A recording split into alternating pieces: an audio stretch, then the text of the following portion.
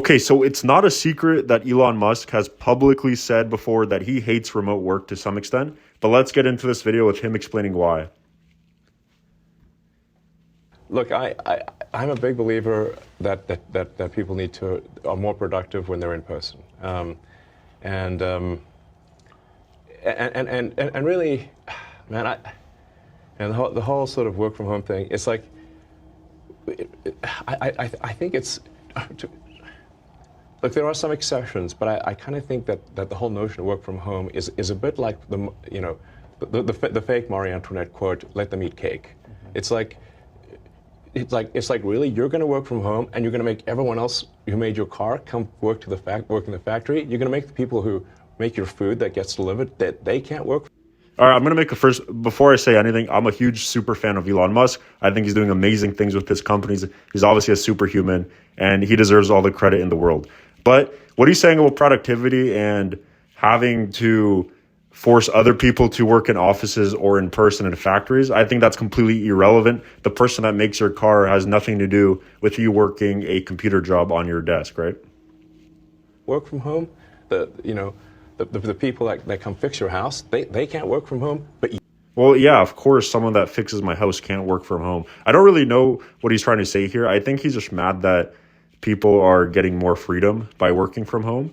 And I don't really see any actual argument he's making here other than it's immoral, which is super subjective, right? There's a lot of immoral things in this world that are allowed to happen, but they still happen. Like, I don't know exactly what he means by that. But you can? Does that seem morally right? That's messed up. You see it as a moral issue? Yes. I mean, I see it more as and just it's a productivity issue, but it's also a moral issue. People should get off the goddamn moral high horse. One really important thing to mention as well is Elon is working on companies, and all his companies are kind of on the forefront of innovation and technology, right? So a lot of these teams and companies that he has requires really intensive work. So for him, in-person work is actually probably more beneficial than remote.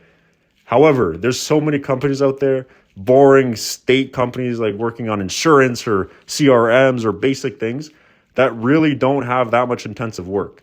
If you're in the office, you're just going to be scrolling on Twitter or Reddit. You're not really doing much. So if you are working in a very innovative field, sure, in-office makes more sense. It is more productive. But if it's something basic where you're just kind of sitting in your chair half the day doing nothing, there's really no point to be in an office, right?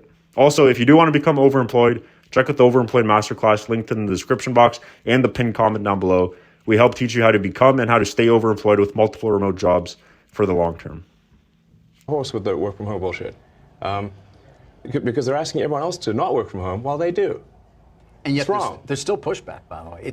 We're not asking anyone to not work from home, right? It's not mutually exclusive. Like, the people that can work from home, we think they should be able to, right? And no one's forcing any company to do this.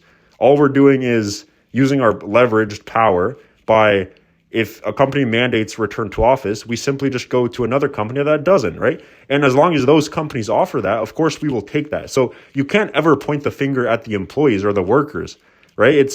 They're just getting what they deserve from companies, right? So companies are setting the standard for this. So if he has someone to beef with regarding this, it should be CEOs and executives making these decisions, right? And obviously there's a reason they're making these decisions. I don't think it's just because people would get angry. I think for a lot of companies, it does make sense. They save money on commercial real estate. It's more efficient for them to hire people, get rid of people. Onboarding is way quicker, and it opens up their talent pool. They don't have to be secluded in local areas, only finding employees that live in those areas or are willing to fly to a different state to live there for work, right? They can go all across the country and all across the globe to find talent. They don't have to be limited. It's still going on. This battle is still happening. I mean, leaders of organizations, and I speak to plenty of them, I want people back. I want people back. 3 days a week, they're still battling. It's not clear that... I don't know what they mean by battling, right? These companies can make that mandate at any time.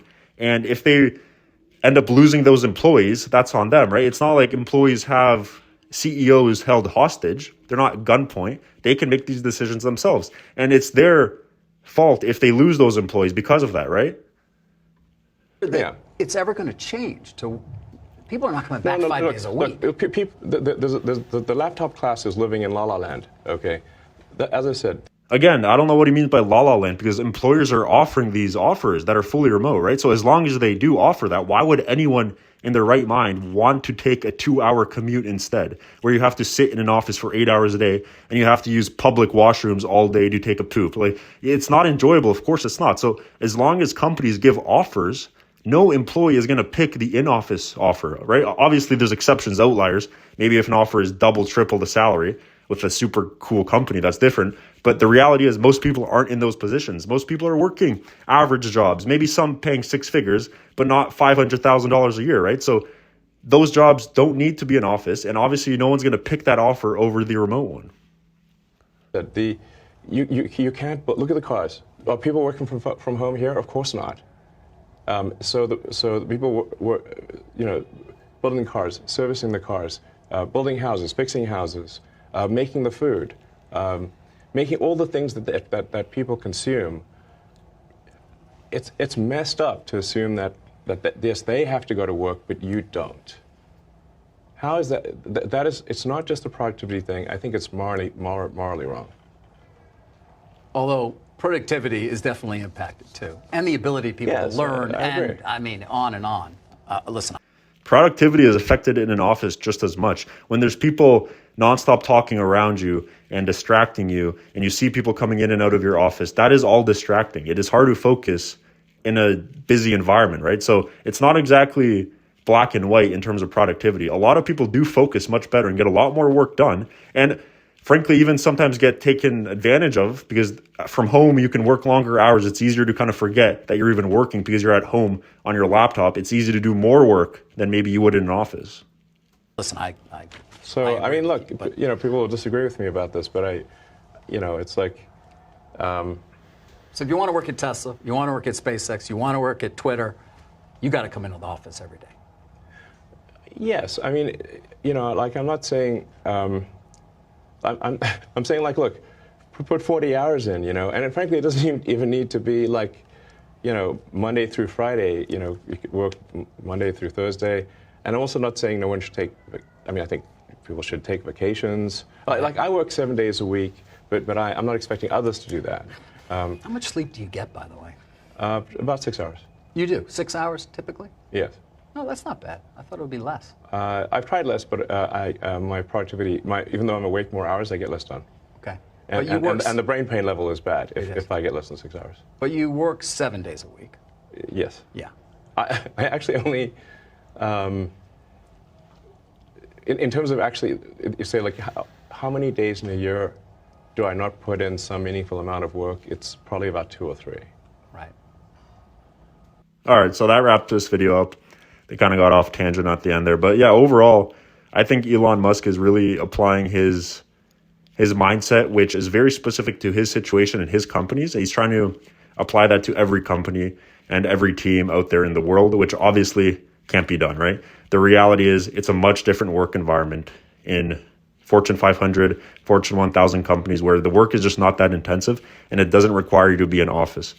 And I don't think you can make the moral argument here, because that's a very subjective one, and anyone can make any argument, whether it's moral or immoral, and there's really no winning answer there. So if you enjoyed this video, if you have a comment about this video, leave it down below. Remember to like and subscribe, and I will see you next time.